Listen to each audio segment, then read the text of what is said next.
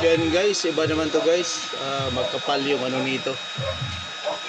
Yung paint ng ano nito, ginagamit ng tumbler na to guys. Ito makapal siya guys, hindi katulad dito guys. Iba naman to, medyo may kanipisan to. Kaya yan, kailangan kabisado mo yung ano, texture guys, kasi hindi yan maglalabas ng black. Ang lalabas niyan is stainless pag hindi mo kabisado. Ang ano yan, yung focus, saka yung buga, yan, saka yung speed niya guys, kailangan kabisado mo talaga yan.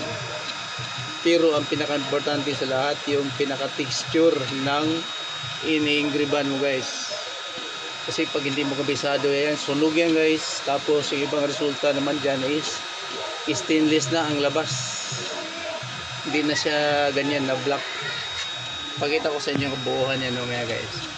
Ito na yung resulta guys ng engraving natin kasi ano na siya guys, basta kabisado mo yung ano guys, pag sunog niya yan, maganda na siya agad. Yan o, yan, yan, hindi yan napapala guys. Yan kasi pag sobra mong ano yan, nasa ano yan, tatanggal yan, tapos stainless na ang labas. Kaya ganyan ang light engraving.